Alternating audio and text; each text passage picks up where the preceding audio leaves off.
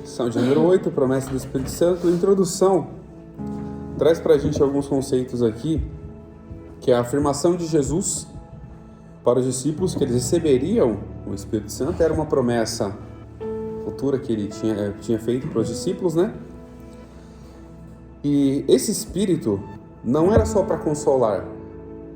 O principal do Espírito era consolar os discípulos naquele momento de angústia que eles saberiam, ou deduziriam, ou imaginariam que ficariam sós.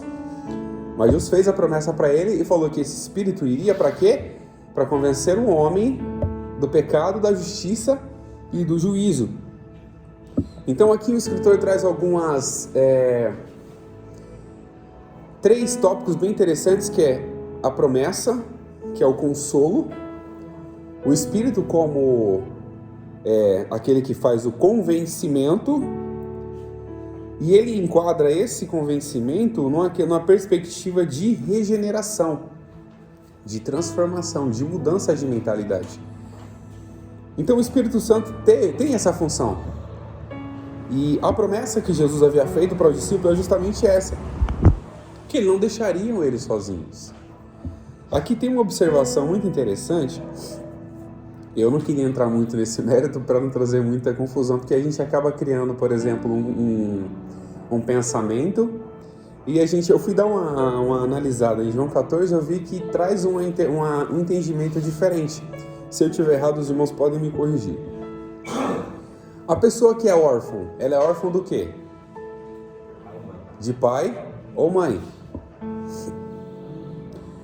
Quando Jesus falou para os discípulos que eles não deixariam eles órfãos, no versículo anterior ele fala: eu rogarei ao Pai, e ele vos dará outro Consolador que fique convosco para sempre, o Espírito da verdade, que o mundo não pode receber, porque não o vê e nem o conhece, mas vós conheceis, porque habita convosco e estará em vós. Eu não deixarei vocês órfãos. Eu voltarei para vós. Então, as pessoas costumam colocar, o Luiz pode se manifestar a hora que quiser, pode colocar que quando a gente tem o Espírito, a gente não se sente mais órfão. Mas se o próprio pai que demonstra a presença daquela pessoa órfã, então automaticamente tem que ter a presença do pai para que a pessoa não considere mais órfã. Então a função do Espírito não é trazer que a gente possa perder essa titularidade de não órfão mais, mas é o Consolador. Ele está consolando a nossa vida até a gente encontrar com o Pai. E o próprio Jesus falou: até que eu volte para vocês e vocês não sejam mais órfãos de pai. Então eu tive eu comecei a ler, tive essa percepção da leitura, só para não gerar muita confusão. Se os irmãos tiverem qualquer dúvida, pode perguntar. A gente está aqui para poder aprender juntos, tá? Então foi essa percepção que eu tive. Que o Espírito, a função do Espírito é o quê? Consolar, regenerar, que o escritor fala aqui como regenerar, convencer o homem do pecado, da justiça e do juízo.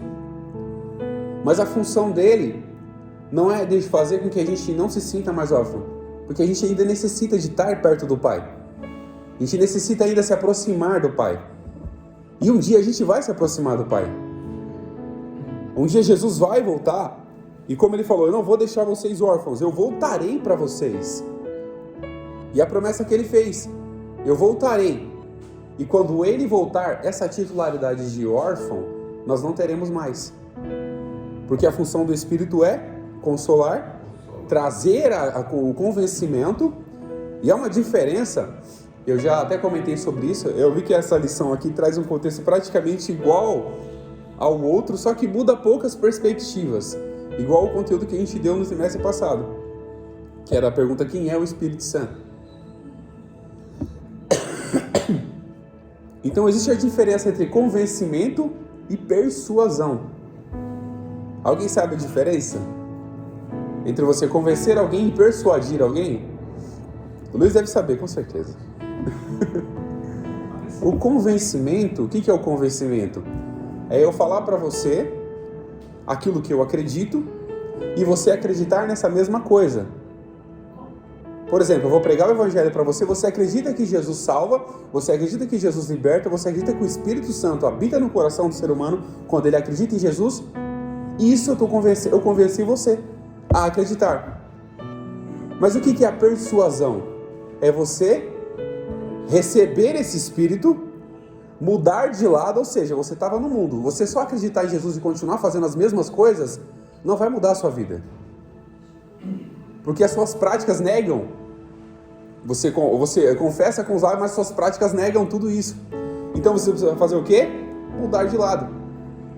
Ou seja, o Espírito veio convencer a gente que nós estamos errados, nós estávamos errados, vivíamos no pecado, vivíamos a nossa vida abandonados da verdade. E o Espírito veio convencer a gente. Mas a decisão de mudar de lado de quem é nossa. Nós que decidimos, nós fomos convencidos pelo Espírito e nós decidimos mudar de lado. Ou seja, nós éramos antes filhos das trevas e passamos a ser o quê? Filhos da luz. Porque nós decidimos isso. Então o Espírito veio convencer o nosso coração que o pecado não reina mais sobre as nossas vidas. Que Jesus morreu para livrar a gente da morte, do inferno. Então quando a gente acredita nisso, fala agora eu vou buscar essa salvação, buscar essa transformação, automaticamente a gente faz o quê? A gente muda de lado. Ou seja, vivíamos no mundo, agora não, somos mais no mundo. Participávamos das coisas do mundo, agora não participamos mais das coisas do mundo, porque o Espírito Santo convenceu a gente e hoje ele habita em nós. Aqui tem uma observação, deixa eu ver qual versículo que é.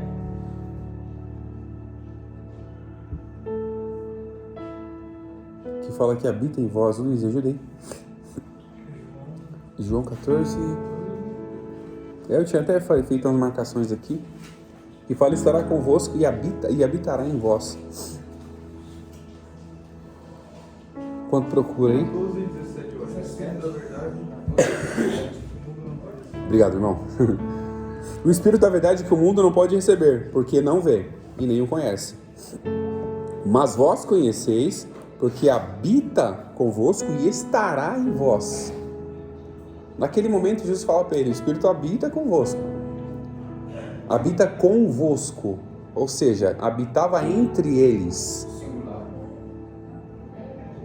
Habitava entre eles. Mas ele faz a promessa, habita convosco e estará em vós. Ou seja, muda o cenário. Ele não ia só habitar com os discípulos, ele estaria dentro dos discípulos, fazendo morada no coração. E aqui a gente vai ver no primeiro tópico, no primeiro subtópico, Jesus enviará o Consolador. Só precisa de consolo quem está o quê? Angustiado. Eu até costumo dizer muito isso, né? Só precisa de consolo quem está angustiado. Quem necessita de um abraço, assim, vamos dizer. A pessoa quando está triste, alguém aparece para conversar, já dá aquela aliviada. A pessoa quando está precisando de um abraço, alguém abraça, dá aquela aliviada. O Espírito Santo veio fazer isso. Os discípulos estavam angustiados. Eu comentei até isso na lição passada. Os discípulos estavam tristes, estavam angustiados, porque eles sabiam que Jesus ia morrer. Sabia que Jesus eles iam perder um amigo, uma pessoa que acreditou neles. Que muitas vezes as pessoas olhavam para aqueles discípulos e falavam, são só apenas pescadores, cobradores de impostos, e eram só trabalhadores comuns. Mas Jesus viu neles algo diferente. Viu a característica, a capacidade de poder fazer coisas diferentes. E Jesus escolheu eles. Ou seja, a sociedade havia abandonados, e Jesus olhou para eles com um olhar diferente, e ele falou, poxa vida, Jesus que olhou para a gente com um olhar diferente, chamou a gente, agora a gente vai ficar sem ele? Vai ficar abandonado aqui sem ele? Sem sentir essa alegria que ele traz para a gente? Sem ver os milagres que ele faz? Sem ver esses sinais e maravilhas que ele faz? E essa mente dos discípulos ficaram um turbilhão de coisas. Então Jesus fala para eles que dará para eles outro Consolador. Eu rogarei ao Pai e ele vos dará outro Consolador. quando fala outro consolador, ou seja, Jesus era consolador, viria um com as mesmas características de consolo para consolar o coração dos discípulos no momento de angústia e de aflição. Porque a mente dele estava bagunçada, a mente dele estava toda atordoada. E como eu falei, quem é que vai ficar feliz em perder um amigo? Um amigo que você viveu 3 anos, já é uma amizade. Os discípulos estavam todo dia com Jesus. A todo momento os discípulos estavam com Jesus. Todo mundo estava ali aprendendo, todo mundo estava ali ouvindo, vendo os milagres que Jesus fazia. Era uma amizade de 3 anos, mas é uma amizade contínua, que eles estavam ali todo momento. E quem é que ia ficar feliz em perder um amigo? Ninguém ia ficar feliz. E aqui o escritor fala que o Espírito Santo não só estaria com eles, mas habitaria dentro deles. Habitaria, viveria dentro do coração de cada um deles. Para quê? Para dar... Nossa, essa tosse tá... Quando muda o tempo já é complicado. Para dar o quê? Consolo. Acalmaria. Eu fiz até uma analogia uma vez, que é bem interessante, quando fala sobre a paz de Jesus. A paz de Jesus, a paz comum, o que a gente tem sobre paz comum? É a ausência de guerra. Você vai ter paz quando não tem guerra. Agora, a paz de Jesus é a ausência no meio da guerra.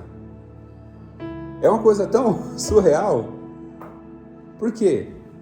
Porque nós temos a paz de Jesus no nosso coração, mas a gente continua passando por aflição. A gente continua passando por eventuais dificuldades, eventuais problemas, nós continuamos passando por isso.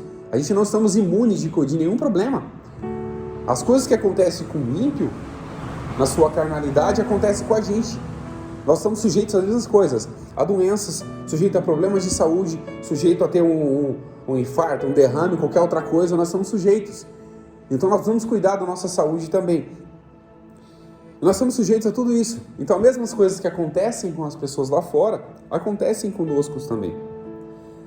Então a gente precisa ter essa compreensão e esse entendimento, que as pessoas lá de fora não têm consolo. Qual o consolo delas? É a bebida, é o álcool, é as drogas, é as baladas. Ontem mesmo eu estava deitado lá, os vizinhos passaram até 5 horas da manhã ouvindo som. Ou seja, estão destruindo a saúde deles, porque talvez é um consolo para eles. Mas nós nos consolamos de outra forma, buscando a presença do Senhor e deixando que o Espírito Santo faça o trabalho que Ele veio fazer nas nossas vidas, que é consolar o nosso coração. Ele já convenceu a gente do pecado, já convenceu a gente da justiça e já convenceu a gente do juízo. Então Ele está consolando o nosso coração para continuar firme na presença do Senhor até que Jesus volte e venha buscar a sua igreja. Aqui o escritor também fala sobre a atuação regeneradora da terceira pessoa da Trindade, ainda no primeiro subtópico do primeiro tópico.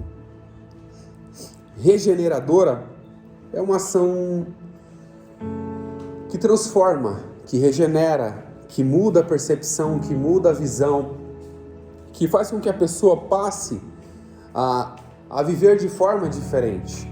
Não da forma que ela vivia antes, cometendo as mesmas coisas que ela fazia antes, vivendo da mesma forma que ela vivia antes, mas fazendo o quê?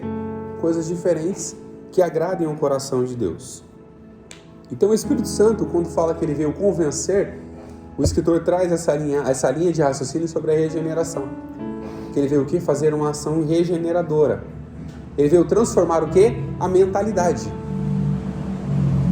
Ele veio mudar a mentalidade da pessoa. Ele veio transformar o modo de pensar, o modo de raciocinar sobre certas situações. Ele veio mostrar pra gente que aquelas práticas que nós fazíamos não é agradável a Deus. A forma que nós vivíamos não é agradável a Deus. Ele veio mostrar isso pra gente.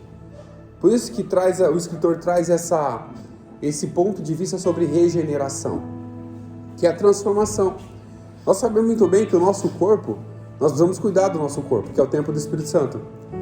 Mas quando Jesus veio, qual era o objetivo de Jesus? Não era só curar o corpo. Ele curou o corpo de muitos, ressuscitou muitos, porque ele queria mostrar que realmente ele tinha poder. Não era uma pessoa qualquer. Ele precisava mostrar, porque muitos não acreditavam. Inclusive alguns que até perto dele estavam não acreditavam, só acreditavam vendo. Então ele precisava mostrar. Mas o objetivo principal era mudar a mente deles. Era mudar a forma de pensar deles. Era mudar atitudes que eles tinham. Era mudar o pensamento deles. No entanto, há diversos momentos que os discípulos enfrentam dificuldades. No entanto, Pedro mesmo, quando Jesus avisou, falou que ia ser crucificado, ele falou, não, eu não vou deixar que isso aconteça. Eu vou com o Senhor, eu não me falei a memória, acho que esse versículo, eu vou com você até a cruz, alguma coisa assim. E chegou, Jesus olhou para ele e falou, antes que o galo cante 3 vezes, você vai me negar. Jesus falou, porque Jesus conhecia a mente dele e queria mostrar para eles que a mudança de mentalidade era mais importante do que a mudança de corpo. A pessoa ser mudada pelo corpo, transformada ali, curada. Porque muitas... Pode falar.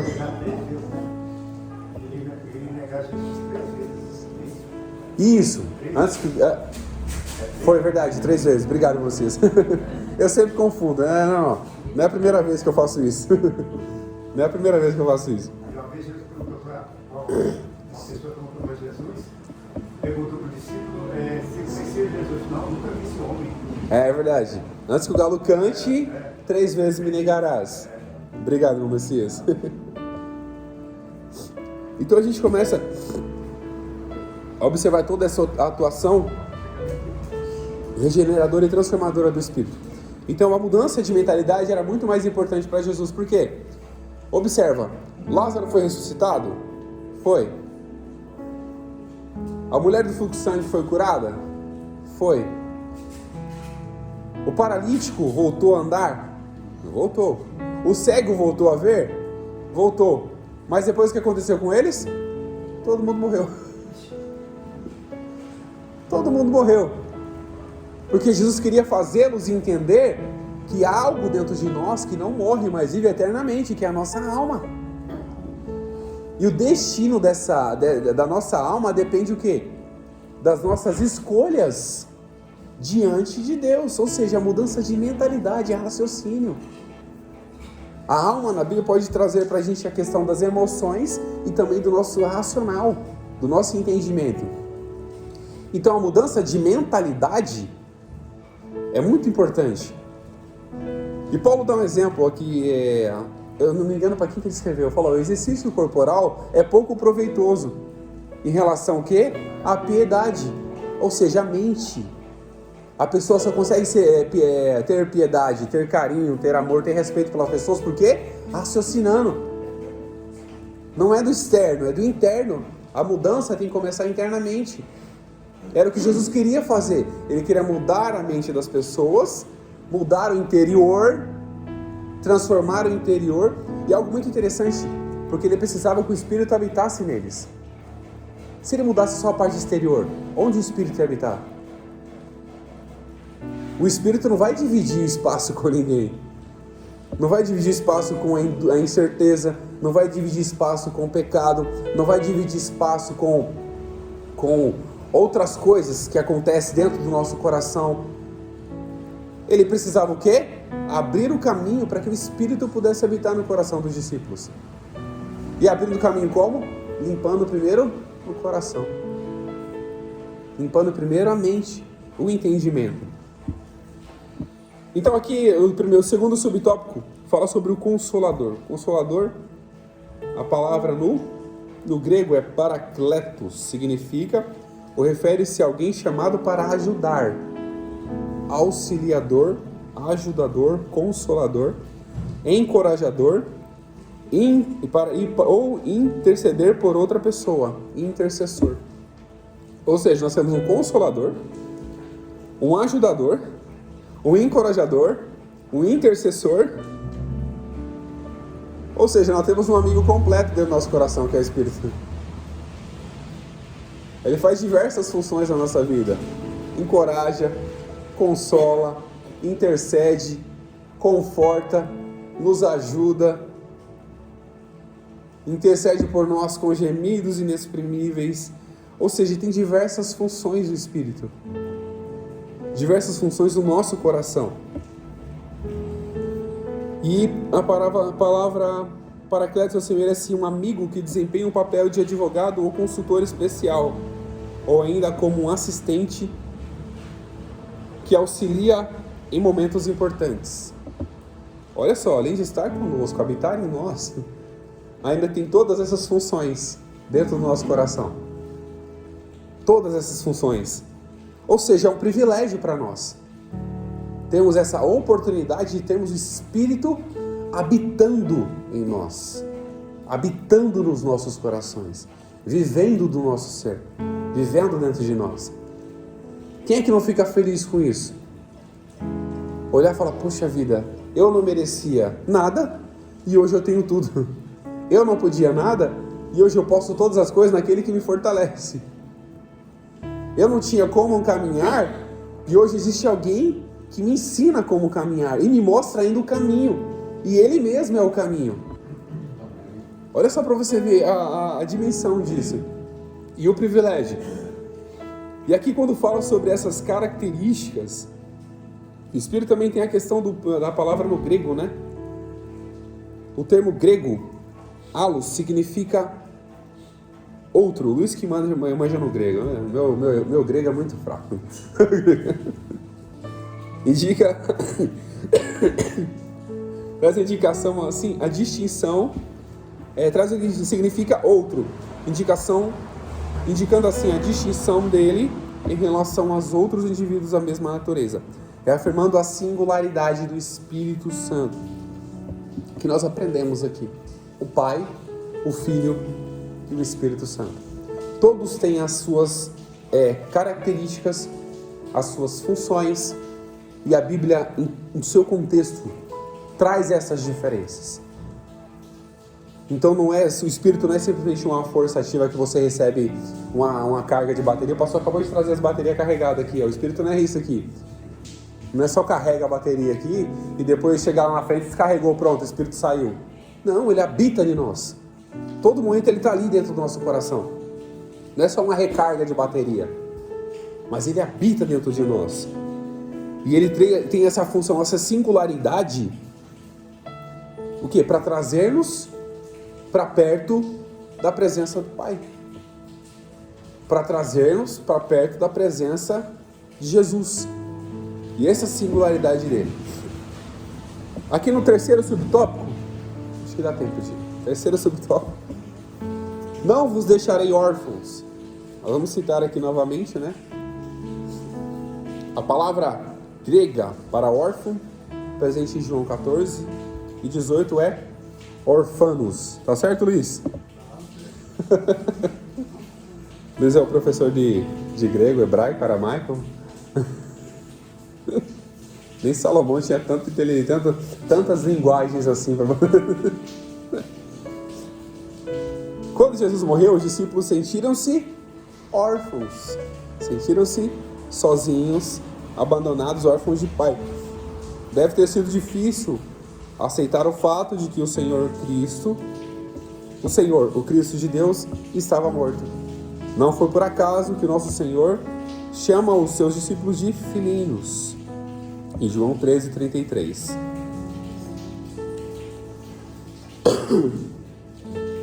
Nessa relação pessoal entre Jesus e seus discípulos, o nosso Senhor garantia que eles nunca ficariam órfãos, desamparados ou desprezados. Mas seríamos o quê? Eu volto a dizer, um questionamento que eu fiz no começo, não é para trazer confusão e nem dúvida, tá? Nós temos o Espírito que consola a nossa vida, que traz essa função para a gente, e nós temos o consolo dele, todas as características dele, como eu falei aqui.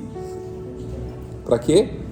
Para que a gente não seja e não se sinta, apesar de estar órfão de pai, não se sintamos órfãos, desamparados ou desprezados.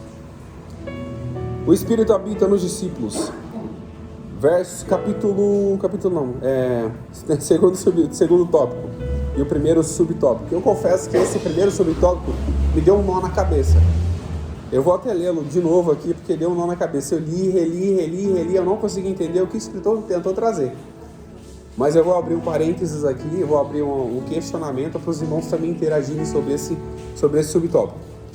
João 20, 22. É crucial considerarmos o contexto que envolve o versículo 21 e 22 do capítulo 20 de João. Nessa ocasião, o nosso Senhor apareceu ressuscitado e glorificado. A passagem bíblica onde se encontram os versículos 21 e 22 começa no versículo 19. João 19, 23. Assim, o cenário em que Jesus se apresenta ressuscitado com o corpo glorificado remete tanto ao contexto anterior como ao imediato de João 20, 22. Quem pode comentar o que entendeu sobre esse tópico? Eu confesso bem sincero, me deu um nó na cabeça isso aqui. Eu não sei se na hora que o escritor começou a fazer a discorrer sobre isso, ele entendeu o que ele ia falar, mas na hora de escrever, ele escreveu e não deu compreensão. Se alguém conseguir compreender, pode falar. Pode falar, Luiz. Isso, ele fala sobre o versículo 20, capítulo 20, 21 e 22. Então, eu entendo aqui que é uma dúvida que muitas pessoas têm. Se no versículo 22 Jesus diz para eles receberem o Espírito Santo, como que em Atos 2 eles receberam o Espírito Santo de novo? Aqui no capítulo 20, versículo 20 e 22, Jesus soprou o Espírito Santo para a regeneração. Em Atos capítulo 2, eles foram cheios do Espírito Santo como forma de recebimento de poder, capacitação. Então, nós cremos, a Assembleia de Deus é assim, a gente crê que quando a pessoa aceita Jesus, ela automaticamente recebe o Espírito Santo para a regeneração, para o novo nascimento. Então, veio até a frente, recebeu Jesus como Salvador, o Espírito Santo passa a habitar regeneração. Mas a gente também crê no batismo com o Espírito Santo, que é uma coisa assim em Atos 2, que é o revestimento de poder. Então, acho que tem uma diferença nesse texto. Agora eu comecei a compreender o que o escritor tentou trazer. Acho que ele tentou trazer os dois cenários, como o Luiz acabou de falar, sobre regeneração e o revestimento de poder. Eu estava tentando fazer a junção desse contexto aqui, eu não consegui encaixar. Agora eu consegui compreender melhor. Ou seja, ele fala sobre os dois cenários, regeneração e o revestimento de poder. E fala que Jesus aqui, assim o cenário em que Jesus se apresenta ressuscitado com o corpo glorificado remete tanto ao contexto anterior como ao imediato. Ou seja, a promessa de regeneração e a promessa do revestimento de poder. Obrigado, Luiz. Deus abençoe. Agora vamos lá para o segundo subtópico do segundo tópico. O sentido de... Antes de continuar aqui, os irmãos têm alguma pergunta?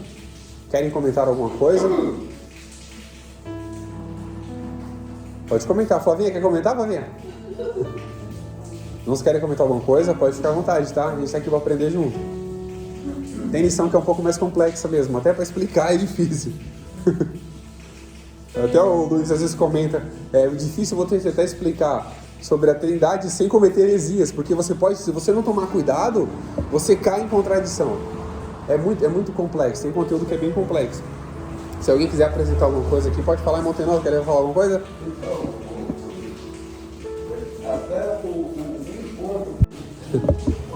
Aqui o escritor também traz pra gente o significado da palavra assoprar. Quando o sentido que fala, Jesus assoprou sobre eles, no capítulo 20, né, do Evangelho de João. Aqui fala assoprar, na versão grega ele traz o significado, né, impulsão, acho que é isso, né, não tem um acento, significa fôlego de vida.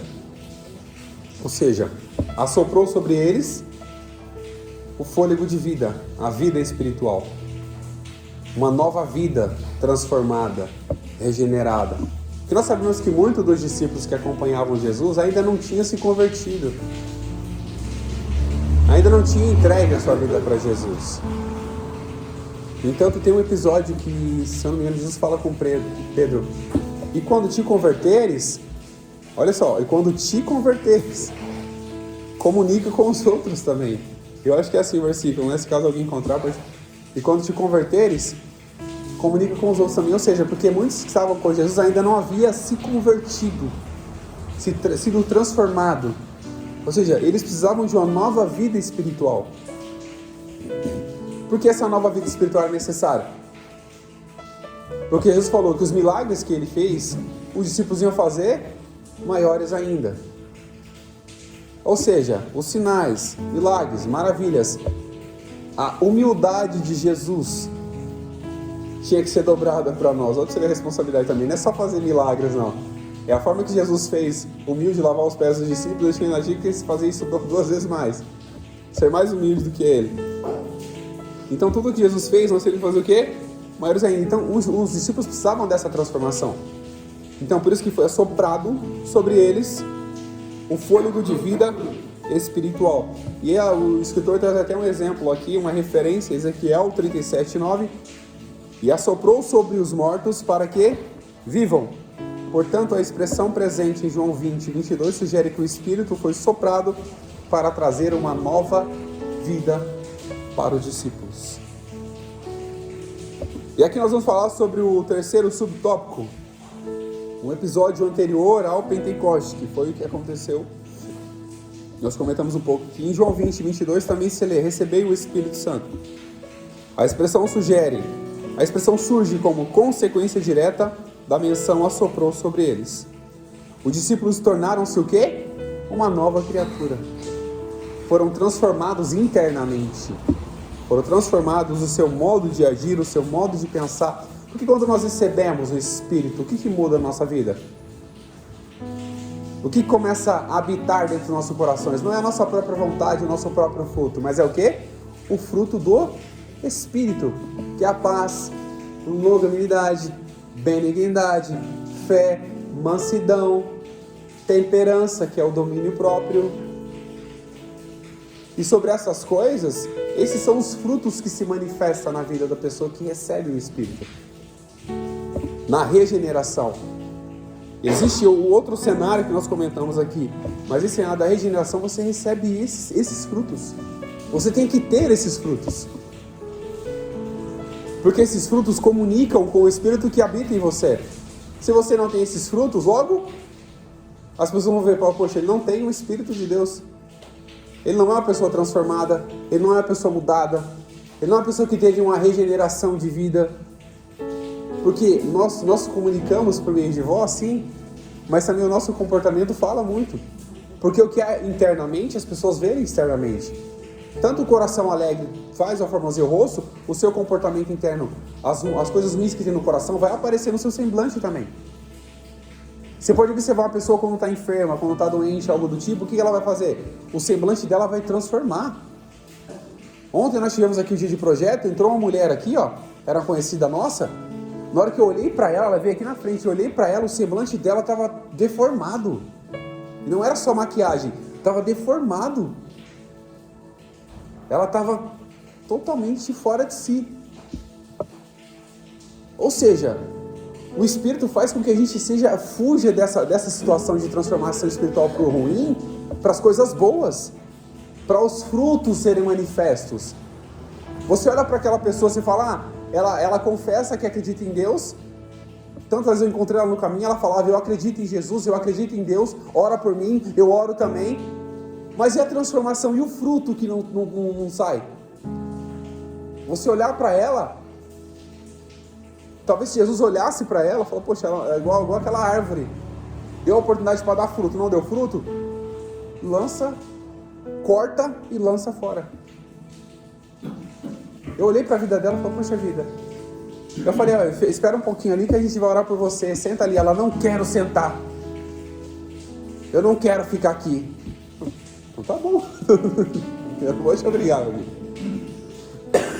Porque o nosso espírito, o Espírito Santo que habita em nós, não se comunica com as obras infrutuosas das trevas. Não se comunica.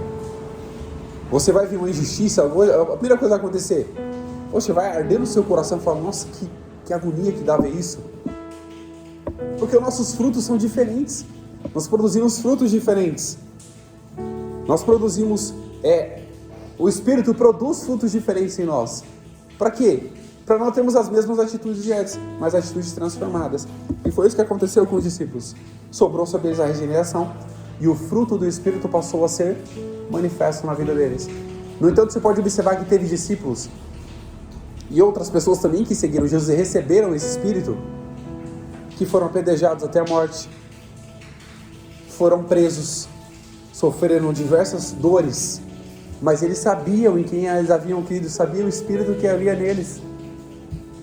É o Espírito de mansidão. Vou dar até um exemplo que eu dei uma vez em um projeto. O que é a paz no coração? O que é a mansidão, a fé? É você estar dentro de um avião e está uma turbulência lá fora, o avião está balançando, mas dentro está o quê? Tranquilo, porque você confia em quem? No piloto. Você confia no piloto. A nossa vida é uma aeronave. Pode estar o burburo lá fora, destruindo tudo lá fora, mas aqui dentro tem que ter paz. Aqui dentro tem que ter fé. Aqui dentro tem que ter mansidão. Aqui dentro tem que ter temperança, porque é o Espírito que produz isso. E a gente vai olhar para quem? Para o piloto das nossas vidas. Fala, Jesus está comandando ali? Então eu estou tranquilo. O Espírito está comandando a minha vida? Então eu estou tranquilo. Sim. E é todos os frutos, além desses papéis fundamentais que eu comentei aqui, que é um consolador, ajudador, encorajador, intercessor, amigo, pode até desempenhar um papel também de um consolador especial, um consultor especial, e ainda ajuda a gente nesses episódios. Então, quando fala aqui que os discípulos tornaram-se nova criatura, completamente regeneradas e sendo governados, habitados e vivificados pelo Espírito Santo, ou seja, passaram a não governar a sua própria vida, porque o Espírito começou a governar a vida deles, começaram a ser o quê? Habitados pelo Espírito e vivificados pelo Espírito. E posteriormente nós temos o episódio o quê? O dia de Pentecostes, que ocorreu o quê? A obra capacitadora do Espírito para os discípulos pregarem o Evangelho. A obra capacitadora foi o quê? Um revestimento de poder, um revestimento, uma autoridade para poder pregar o Evangelho, falar da palavra do Senhor com autoridade, as pessoas serem convencidas pelo Espírito por intermédio da palavra, porque as pessoas precisam ter conhecimento da palavra. Alguém precisa pregar a palavra. Tanto Filipe e o Lucas, quando se encontraram, ele estava lendo o que? O profeta Isaías. Filipe perguntou para ele: você entende o que ele? Como eu entendo, se não há quem possa me explicar? Então Filipe explicou para ele. Ele falou: eu quero ser batizado. Foi batizado e recebeu a graça salvadora naquele momento. Recebeu a oportunidade de ser chamado também filho de Deus. E nesse episódio, em Atos 2, foi onde foi descida, o Espírito Santo falou, Jesus falou para eles, né, se não me engano, ficar em Jerusalém até que do alto sejamos revestidos de poder. Ou seja, aqui é um revestimento. Quando falar revestir, o que é revestimento? Aqui já tem a parede aqui, eu vou colocar o quê? Alguma coisa vou revestir. É um complemento. Porque às vezes tem coisa que a gente faz que a gente não tem autonomia nenhuma, nem autoridade nenhuma para fazer, né, Luiz? Tem coisa que a gente vai fazer que dá um medo, dá um receio, dá aquele temor. É como, eu tenho certeza que você deve ter tido experiência, quem prega também tem essa experiência. De repente você vai pregar num lugar que tem aquele monte de gente, a primeira coisa que vem o coração já acelera, você começa a falar tranquilo, daqui a pouco parece que vem alguma coisa sobre a nossa vida, sobre a vida, e você começa a falar com autoridade como se estivesse falando já há muitos anos, falando com multidões, porque é um revestimento que Deus dá pra gente. Oi? Com Pedro, né? Foi nas pregações, com a autoridade que as pregações, a primeira pregação foi o quê? Quase 3.000, né? E na segunda quase 5.000 almas. Olha pra você ver, ele foi revestido com a autoridade que o Espírito, com o revestimento de poder que ele teve naquele momento. Em uma pregação, quase 3.000 almas se renderam. E na segunda pregação, quase 5.000 almas se renderam. Olha pra você ter ideia. Então tinha muita gente ouvindo, hein? Tinha muita gente ouvindo. Tinha muita gente ali parado para ouvir. Imagine quando veio, as pessoas escutaram um som como de um vento veemente, impetuoso, devia ser um vento muito forte. As pessoas escutaram. Não só aqueles que estavam ali, reunidos ali, unidos naquele momento, mas outros ao redores também escutavam. Enquanto cada um escutava na sua própria língua. E todos que estavam no propósito foram cheios do Espírito Santo. E aquele revestimento fez com que eles se tornassem mais autoritários no sentido de receber autoridade para fazer a obra. Foi o testemunho que o irmão Atlenor contou, o pastor Atlenor contou aqui. Você acha que de nós mesmos nós temos a capacidade de chegar lá e falar, sai, esse espírito maligno, sai dessa vida? Nunca. Se você não tiver a primeira autoridade dada pelo Espírito e o nome de Jesus para poder expulsar, você pode ficar lá o dia inteiro que você não vai fazer nada. Você pode ficar lá o dia inteiro que não vai mudar nada. Vai só arrumar briga.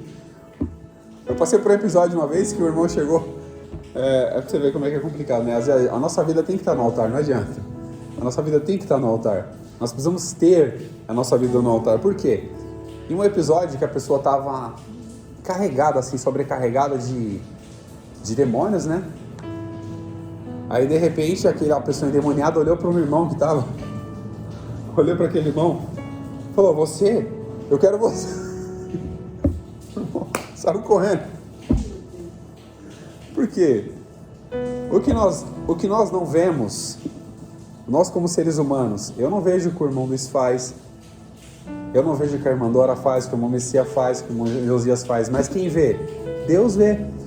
E o inimigo, ele também, ele procura, ele anda de redor, procurando a quem possa tragar. Você acha que ele não vê tudo que você faz, como está a sua vida espiritual? Ele sabe. Ele apontou para aquele irmão, a primeira coisa que aquele irmão fez foi esconder atrás do outro. Por quê?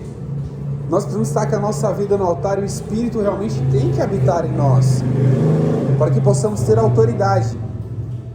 Porque se a pessoa olha para você está ali, recebeu o Espírito Santo, tem autoridade espiritual, e você vai expulsar aquele demônio, e aquela pessoa endemoniada fala para você, mas você não tem autoridade para isso. Ou seja, sabe que o inimigo é mentiroso, né? O que você vai falar? Eu não tenho autoridade, mas o nome de Jesus tem, porque todo o poder foi dado ao nome de Jesus. Não existe inimigo nenhum que possa se subsistir ou existir na vida de uma pessoa para destruir, que o nome de Jesus não possa tirá-lo. Que o nome de Jesus não possa fazer com que aquilo seja diferente. Eu mudei um pouco aqui, misericórdia, eu fugi um pouco da lição. Mas me perdoa, irmão. Então, nesse segundo episódio da descida do Espírito Santo, foi um revestimento de poder para que os discípulos pudessem pregar o Evangelho. Isso foi referenciado pelo apóstolo Pedro, né? E aqui a gente vai dar um complemento, né? Sobre a descida do Espírito Santo em Atos 2, que é o terceiro tópico, promessa do Pai no dia de Pentecostes. Aqui falou sobre o de repente. O aparecimento de Jesus em João 20 refere-se ao período compreendido pela Páscoa e o dia de Pentecostes. Após a ressurreição do Senhor glorioso, aparece aos seus discípulos, e na Páscoa o Cordeiro da expiação foi sacrificado, sendo Jesus Cristo, o Cordeiro de Deus, conforme estudado ao longo do trimestre. No entanto, 50 dias depois da Páscoa, celebra-se a festa da colheita, no dia de Pentecostes. Foi ao final deste dia, ainda não concluído, após Jesus ter feito a promessa de recebimento do poder, que de repente ocorreu um acontecimento extraordinário, que foi o derramamento do Espírito Santo sobre todas aquelas pessoas que estavam naquele ambiente. Ou seja, a promessa foi dada, as pessoas ouviram, ficaram onde tinham que ficar, ficaram em Jerusalém, estavam todos reunidos no mesmo lugar, no mesmo ambiente, aguardando o quê? O cumprimento da promessa. Eu não sei quanto tempo demorou essa promessa, Eu não sei quanto tempo eles ficaram lá. Mas a promessa foi cumprida. E foram cheios do Espírito Santo. E como fala no subtópico 2. E todos foram cheios do Espírito Santo. Contudo, o escritor fala que contudo, desde que se dá esta obra regeneradora do Espírito, é necessário que os salvos sejam cheios do Espírito Santo, revestidos de poder para testemunho do Evangelho. Os teólogos associam cheio do Espírito com o batismo com o Espírito Santo. E, consequentemente, a falar em outras línguas. Aqui nós temos o que? Receber, ser cheio do Espírito Santo. Há uma certa compreensão, né? Inclusive no nosso meio, que para você receber o Espírito Santo, você precisa falar em outras línguas. Eu particularmente, os irmãos podem ter as suas visões, eu particularmente não creio dessa forma. Porque o Espírito Santo ele pode descer sobre a sua vida e você pode não falar língua nenhuma. Você pode ser revestido de poder e não falar língua nenhuma. No entanto, tem essa obra regeneradora, tem um revestimento de poder e você pode não falar em línguas. Mas tem pessoas que falam em línguas, recebem o Espírito Santo, falam em línguas. Não existe nada de errado. O importante é você ser cheio do Espírito Santo. Tá? Não importa se você fala ou não fala língua, o importante é você receber o Espírito, a obra regeneradora, ter a sua regeneração em Cristo. O Espírito convencer você. Calma, rapidinho. O Espírito convencer você e depois você ser revestido de poder. Isso é que importa. O que importa é a obra que você vai fazer com o Espírito Santo dentro do seu coração. Pode falar, irmã Dora. Uma observação, uma curiosidade que eu tenho também nesse que você falou aí, né? Falar línguas. Eu, assim, no meu ponto de vista também, eu acho que ele é tão perfeito, ter o Espírito Santo, né? Sendo que eu, assim, será que eu tenho? Mas assim, aí o pessoal falando em línguas, eu não estou entendendo nada. Então, pelo que você falou também, vejo assim, então, por exemplo, todo mundo está falando para mim, eu não estou entendendo nada. Eu acho que é bem delicado, é bem fácil para mim entender. Eu não sei Jesus, mas É bem. Pode falar isso, eu quero entender, eu recebo, mas eu não estou entendendo nada. É um assunto bem complexo, tá? Ainda divide muitas opiniões. Não é o que eu estou falando aqui, que é a plena verdade ou é a realidade. Mas há sempre discussões. Mas assim, é o que eu sempre falo. Eu comentei na lição passada. Muitas pessoas acreditam que Jesus vai preparar o lugar. Outros acreditam que o lugar já está preparado. Não importa se vai preparar ou já está preparado. Importa que a gente vai para lá. Isso é que importa. Não importa, por exemplo, já recebemos a obra regeneradora do Espírito. Convenceu a gente do pecado, da justiça e do juízo. Nós recebemos essa obra regeneradora. Nós somos revestidos de poder. E eu acredito, mesmo se você falar em língua ou não, o importante é você ser revestido desse poder. É você ter esse revestimento.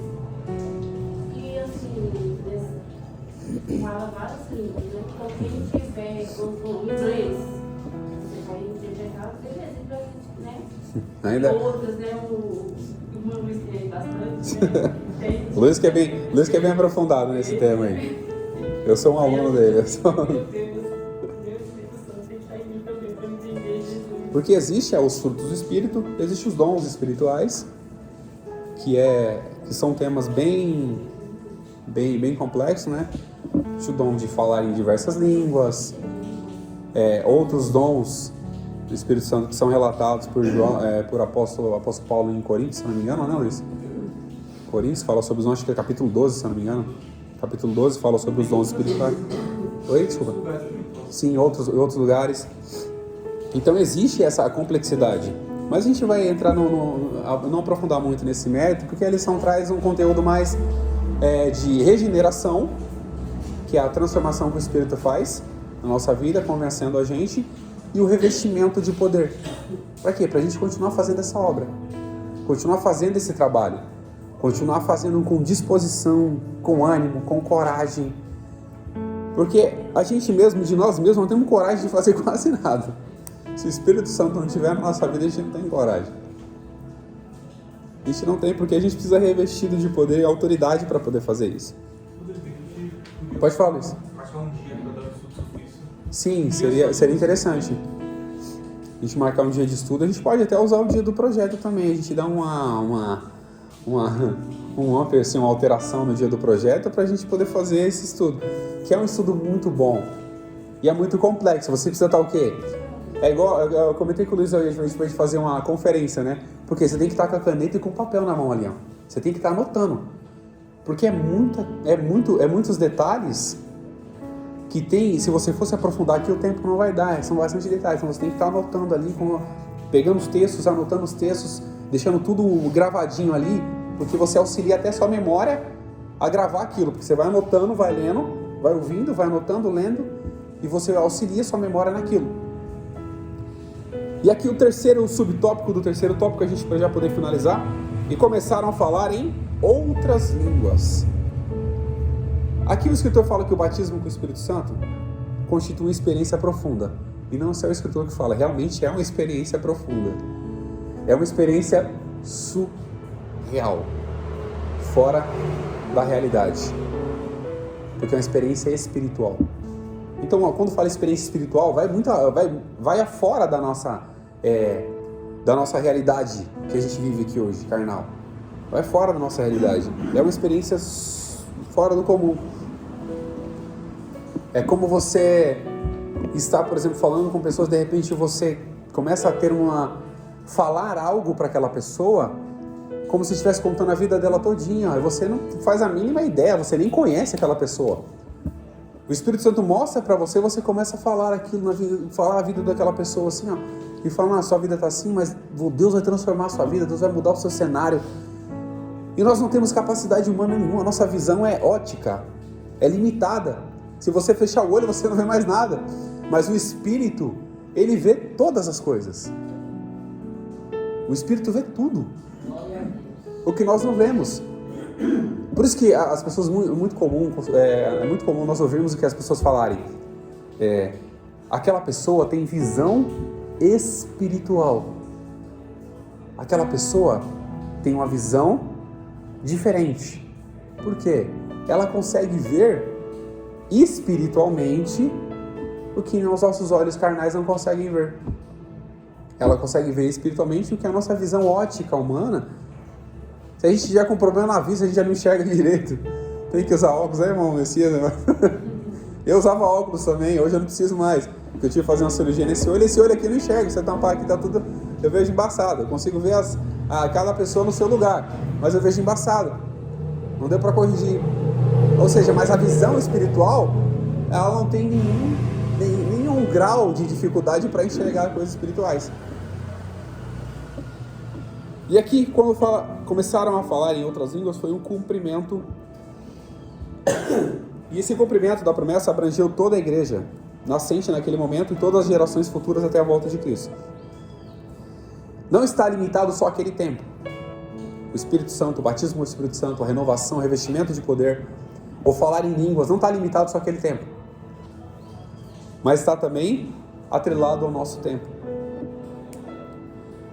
O falar em outras línguas evidenciou esta obra capacitadora. Uma das evidências. Porque precisava manifestar para aquelas pessoas que estavam ao redor ali, que eles tinham recebido algo diferente e começaram a falar em outras línguas.